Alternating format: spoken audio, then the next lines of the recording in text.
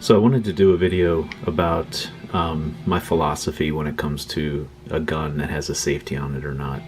And I see a lot of stuff around the internet where people talk about how striker fired guns are the end all be all choice when it comes to a defensive gun.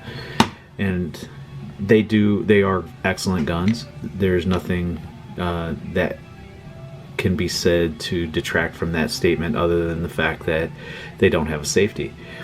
And when it comes to a safety, you'll hear the people out there, all the internet operators say, this is my safety, this is all I need.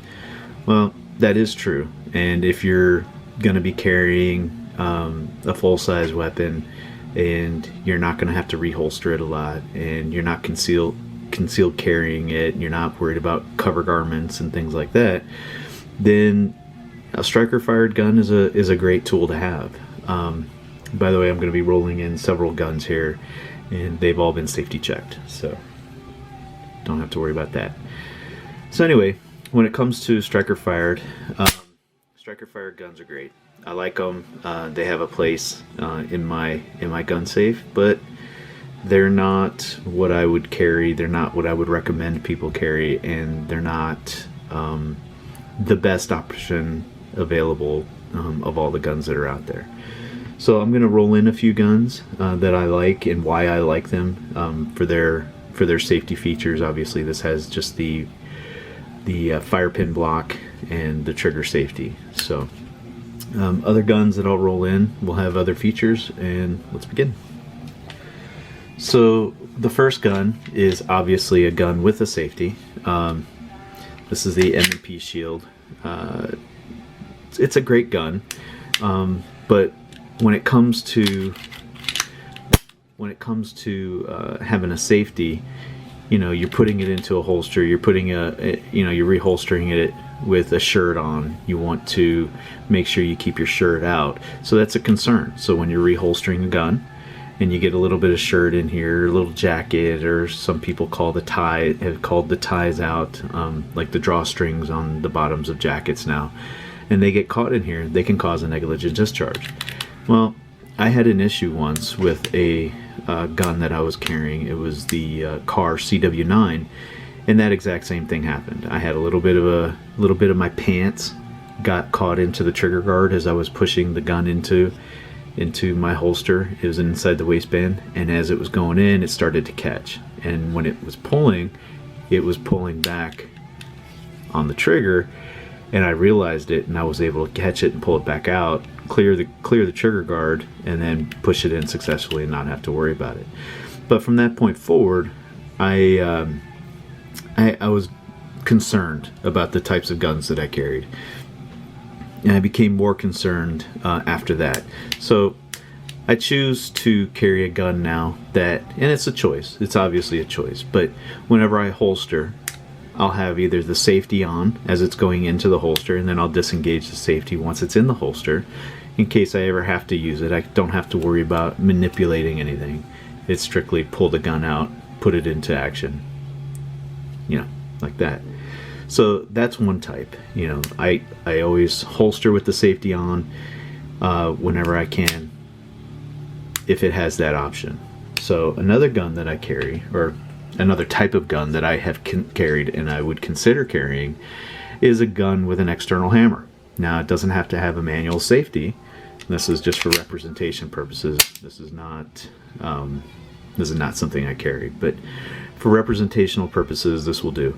So here we have an external hammer, obviously. And it has a safety as well, obviously, so we don't have to go over that. But the reason I bring this on out is when you look at the external hammer, if you're putting it into your holster and you have some kind of cover garment, you can tactilely feel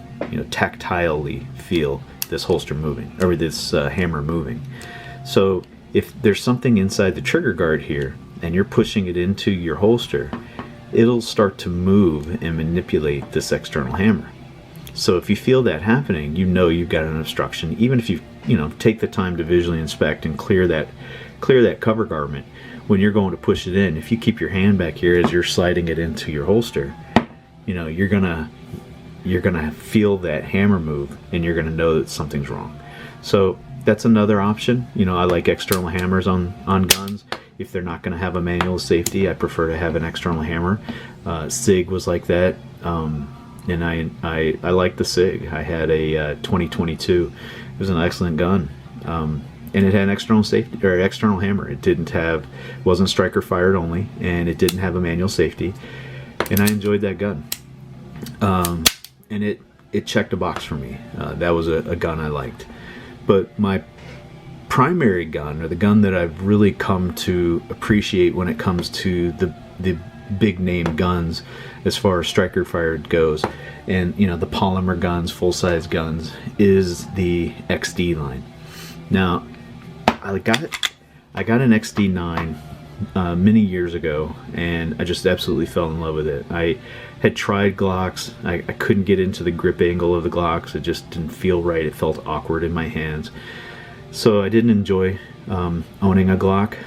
So when I got the XD, I absolutely fell in love with the concept of a striker-fired polymer pistol without any kind of manual safety to worry about. And it had this passive safety on the back strap that was exactly like you would expect on a 1911. And I qualified on 1911s in the military, so I was familiar with the mechanics of this pistol. And you know, the ergonomics, I absolutely love the ergonomics of the gun. It fits perfectly in the hand. Rides high. It has a little, or it rides low rather. It has a semi-low bore axis, not low in comparison to say the Smith & Wesson or the Glock, but it still feels pretty low in the hand. So I like it. It rides low. I get a good grip on it, and I can get good groups out of it. So it's an accurate gun. I like it a lot. I absolutely love the fact that it's 19+1, and this isn't a full-on XD review. This is more of a philosophy view, or how I would use, you know, the particular guns and their safeties and why. But again, this passive safety, the striker block, and then the trigger, you know, this little detent on the trigger in order to make it shoot, is why I absolutely prefer the XD. I've owned, I think, 4 or 5 of them now, and they're just my primary gun. They're the gun I go to the most. Now, I do own guns, and I do carry guns that have no safeties of any kind on them. I carry an LC 380 or LCP 380. I enjoy that gun because it's so small. It just slips into the pocket in a holster, and it's, you know, you hardly even know it's there. But whenever I can, I choose to carry the XDS 9mm, which obviously has the backstrap safety, and it checks the box for me. It also, you know, I like the indicator here, the loaded chamber indicator, the striker indicator.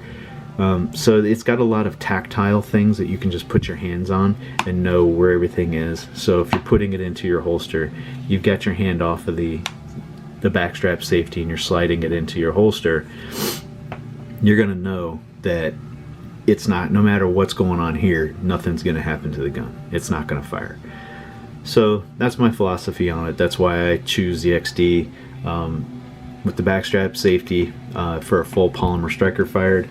That's why I choose to have a manual safety if that isn't an option, and an external hammer if neither one of those two are an option. I would settle for an external hammer. So that's my philosophy. I know it's not going to be the general philosophy of everybody, but that's mine. Take it for what it's worth. If you enjoyed this video, like, subscribe, and share with your friends, and I appreciate it. Have a good day. Bye-bye.